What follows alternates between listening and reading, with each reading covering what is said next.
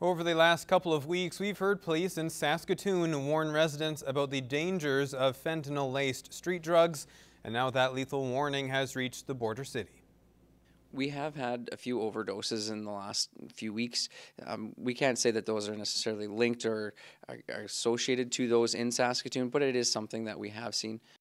This comes after a string of warnings throughout the province. It's believed 3 deaths in Saskatoon and 2 in the Maidstone area are due to the powerful opioid, with fentanyl-laced cocaine also being found in Weyburn. Currently, police across the province are warning residents about the added dangers of taking non-prescribed drugs. This is illicit drugs. There's always different risks that you're taking on, not just the drug that you know is present, but the ones that are not disclosed to you, whether it be laced with fentanyl or methamphetamine. There are drugs that are going around now that some people refer to them as a bad batch, but there are things out there that are maybe a little more dangerous right now, or the quality control obviously isn't there for, illicit drugs. Police are asking anyone in possession of drugs that may be laced with fentanyl to not bring the drugs into the detachment, but rather call 911 so the proper team can be dispatched. Police in Saskatoon and Prince Albert have issued a drug amnesty to anyone who may be in possession of the deadly substance. And now, armed with a framework from both provinces, the city of Lloydminster is working on a bylaw regarding cannabis legislation. Josh Ryan has more on some of the early discussion around issues that will need ironing out in upcoming sessions. Saskatchewan was the last province to present framework for cannabis legislation. This opens City Council to the first wave of discussions to craft the land use bylaw. And it's new to us, it's new to everybody across the country, and really what we're trying to do is get it right the first time. The reality is we won't, and that's simply the reality. The bylaw will draw on existing data for enforcement. This also includes recommendations from municipalities in the U.S. to avoid issues they've faced. You can't put the toothpaste back in the tube, so you have to do everything you can in your first opportunity to legislate it properly. It's a bit of a balancing act and looking what your neighbors are doing and what the recommendations are. And we start there, and if we need to make them tougher, we will. And if it works well, I think then, yeah, we may have got it right. There are several proposed locations for manufacturers and retailers which meet the Alberta mandate of at least 100 meters distance from schools, parks, and other designated areas.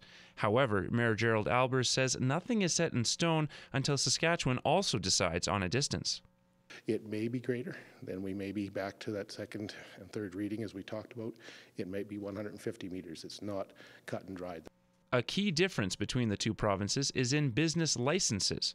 Alberta anticipates 250 licenses being handed out across the province, while Saskatchewan only grants Lloydminster 2, potentially creating another border issue. I would have an issue with the fact that we have no control over that, but I believe that through land use and zoning, we will have the ability to control that, as well as through the use of business licenses. First reading for the bylaw is set for April 16th, and the public will have a chance to voice opinions 3 days later as part of Your Voice Night. A lot of people have said, well, this is what I've heard, this is what I've heard. We want to make sure that we'll have as much information to ensure that the residents have the correct information. Josh Ryan, Newcap News.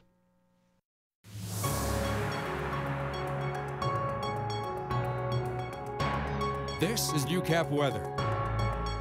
Welcome to it, everyone. First full day of spring, looking like it's almost in the books. Not too shabby, albeit it started off with fog advisories and light snowfall, but we've pushed up to, let's see those numbers. Well, I gave it away. +2. Winds west at about 9 kilometers per hour. Still feels a little cooler, and it's actually 1.5 degrees Celsius, but it's rounded up to +2. It looks better that way, and the sun is out, so it certainly feels nicer at any rate, and hitting the average daytime high for this time of year, which is also +2.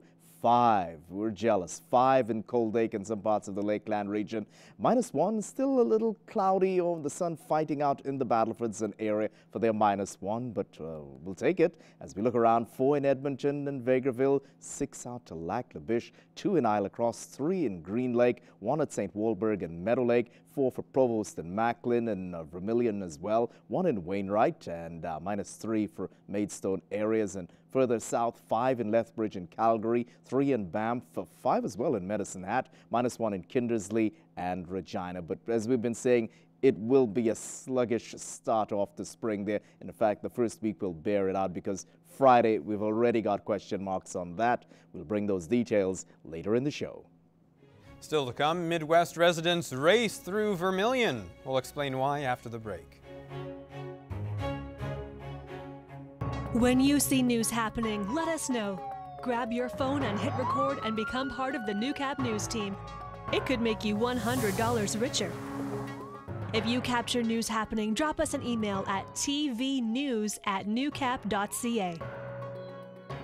Teams from across the Midwest are recovering after an exciting weekend. Participants came out in record numbers for the 4th annual Race of Vermilion.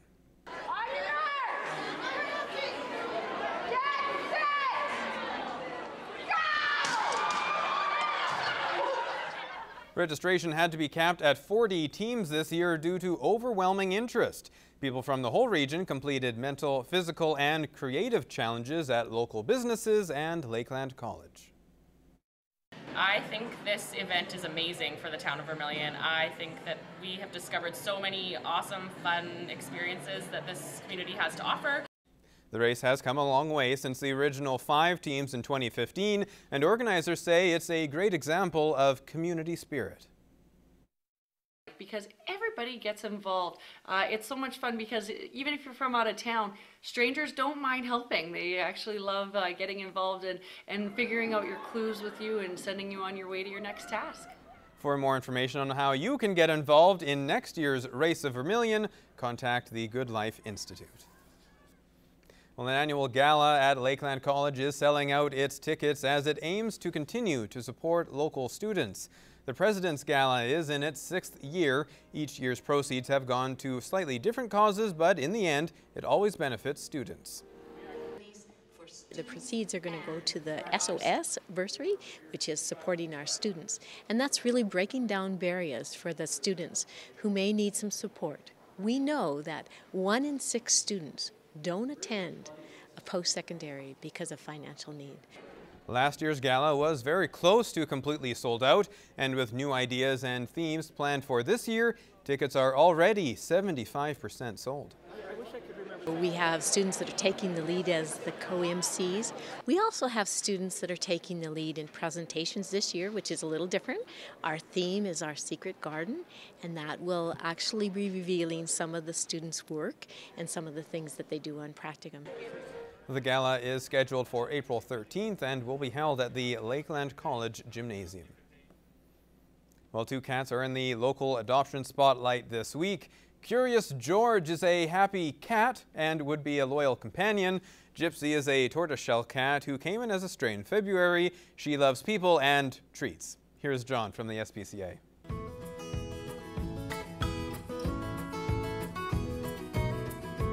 Gypsy, a lovable tortoiseshell, came to us as a stray in mid-February. Gypsy is such a friendly girl who loves to meet new people. She's always waiting at the front of her kennel for some extra love and attention. She also just loves treats, particularly temptations, but she'll accept anything you're willing to offer her. Gypsy is ready to leave her traveling days behind her and settle in with a special family. In return, you'll have a friend who will never leave your side and enjoy every moment you spend together. Be sure to stop by the SPCA and meet Gypsy today. Like his namesake, Curious George is as curious as they come and has a unique take on life. He's happy-go-lucky and nothing seems to get him down. He enjoys sitting on his scratching post, contemplating the great questions in life, like when he'll get to eat next and where he put his favorite toy mouse.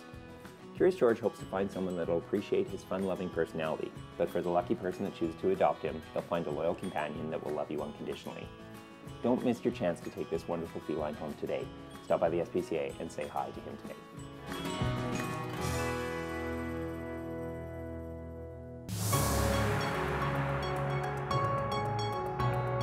This is Newcap Sports.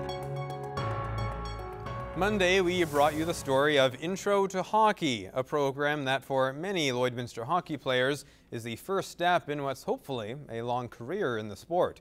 But even though the program falls under the Lloydminster minor hockey umbrella, Lance Phillips explains who runs the program. Many Lloydminster youth are involved in the Intro to Hockey, Pond Hockey, and Ball Hockey programs offered in the border city. The programs are undoubtedly successful, but only because of one hardworking, selfless family, the Eskilsons. As volunteers, Chris and Stacy Eskelson have invested thousands of their own dollars into these 3 programs in an effort to provide the very best for Lloydminster youth. And Sunday, the parents of those kids gave back in the form of some desperately needed new equipment and financial support. We'd like to present you with a gift for you and your family. We get a lot of thank yous throughout the year, and a lot of people, offer to do little things to help, but this was just, I'm blown away. Like, I didn't know that people loved it that much. And while the programs are loved, it's the Eskelsons that are loved even more. Thank you. His whole family, they volunteered countless hours. They're at the rink from sun up to sundown most days. And he's great with kids. Like he looks after the kids' needs. If a kid's struggling, he helps. Chris is awesome with the kids. He is more than a coach, I can say firsthand. And the fact that the whole family gets involved is not only unusual, but absolutely amazing. And this is the real gem. All 3 of Chris and Stacy's kids are heavily involved in the community and the minor hockey programs. And it all makes sense. The apple doesn't fall far from the tree. We couldn't run it without them. Yeah. It's like our oldest son, Dawson, he started in the pond program around 7 years old, and then we kind of took over, and I'm so proud of him because he's a kid that donates so much of his time, hundreds upon hundreds of hours to both programs. He's being a role model for the younger siblings. They're just following in his footsteps, and it's such a family thing, and I wouldn't want to be doing anything else. $2,300? Oh my God. The $2,300 check from Penny Holdings gives Chris the chance to purchase timing equipment, something he's been trying to acquire for some time. Thank you so much. My plan now with that equipment is to use it at the beginning of the year and time them, and then kind of see how they progress at the end of the year, and then they get to see how much they've improved, and it'll just help build that confidence in themselves. And I guess I'm committed for the next 10 years at least to hockey. And those words no doubt suit parents and their hockey-playing kids just fine. Lance Phillips, Newcap Sports.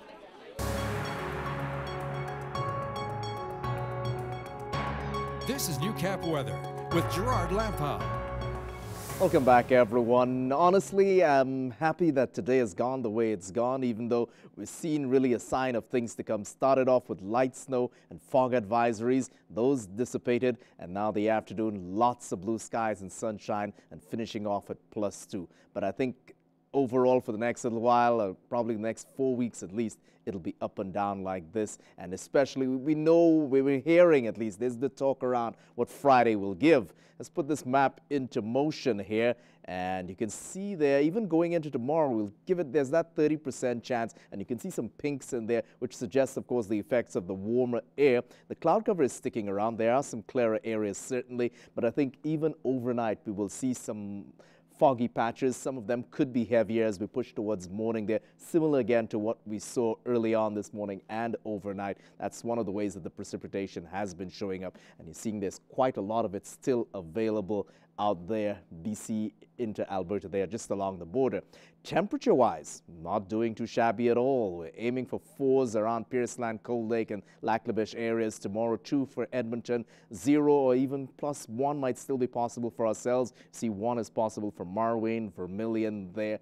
2 in Provost and Macklin. As well, I should update Wainwright. I think they got to 3 today as their daytime high, contrary to what the other graphic showed you earlier. 5 is possible tomorrow in Green Lake, 2 in Isle Across, 4 for Meadow Lake, 2 in St. Walburg, 1 for the Battlefords, 2 in Macklin. So temperature-wise, not too shabby, but it's that precipitation that's coming along with it. 10 at the moment in Vancouver, partially cloudy, yes. -5 with snow showers in Whitehorse.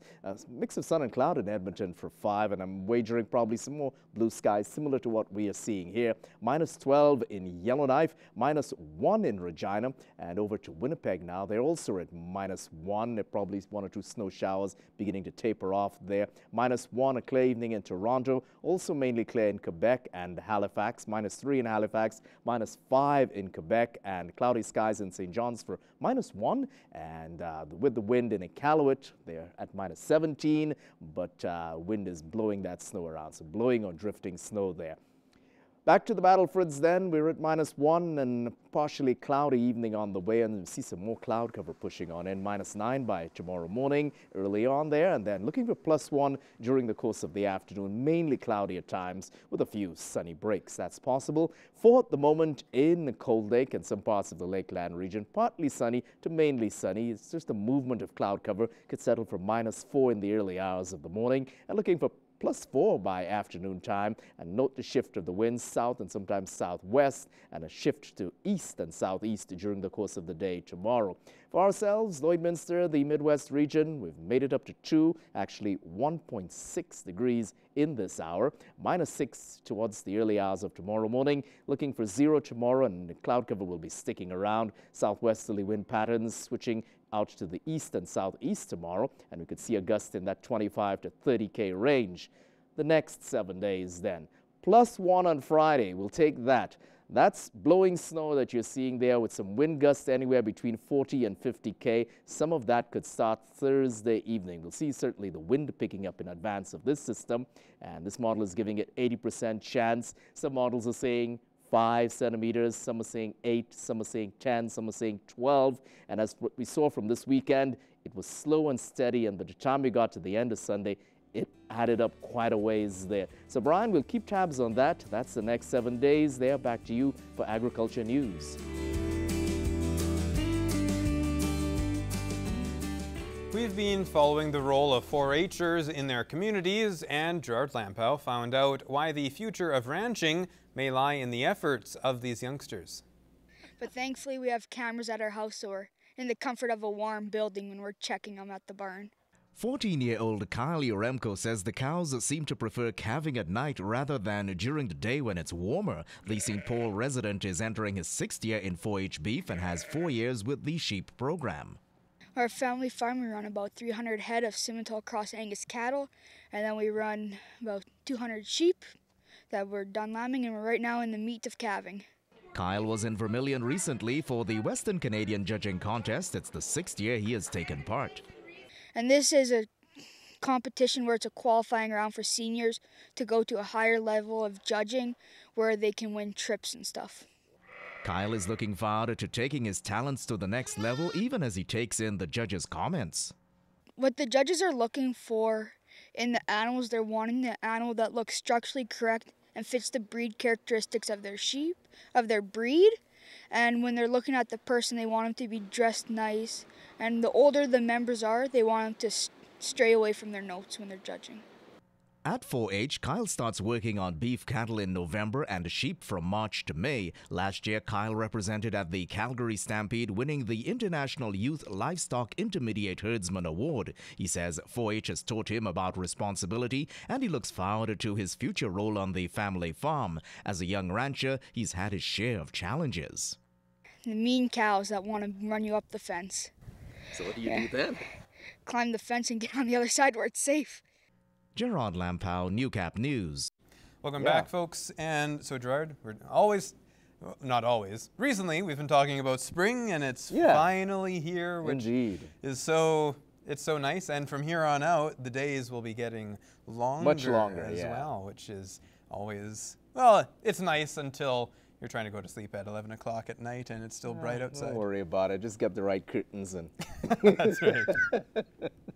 Well, it's what we have to deal with up here in the north, and well, this next scene that we're going to show you folks is about as Canadian as it can get. And yesterday, this beaver was spotted crossing the road in Nipawin, eastern Saskatchewan. Maybe he's just repairing the dam to make sure it's all ready for the spring melt, but look at the size of that tree as he's moving across the road. Certainly quite busy, just going about his day. Look at the snowpack that he's got to climb over to get to wherever he's going with that branch. That's right, that's right. And mind you, my buddy who sent me this picture, he's got the video, he's got a picture of the beaver next to the branch before his canines went it and chopped it down. And you can see the thickness of it in relation to the canines. Now, is it canines if they're... Whatever they are. I'm sure people are tweeting us right now. Teeth. Oh, come on. Let up on the Twitter already. The 2 front teeth. That's right. That's right. And then, you know, they gotta keep biting all the time. Otherwise, those teeth will just grow. Yeah. They just constantly grow. Yeah, so it's beneficial to the environment that way and beneficial to the beaver. Yeah, but some farmers, I'm sure, aren't very appreciative of them sometimes. We'll leave it there. That too is Have a good night. Story.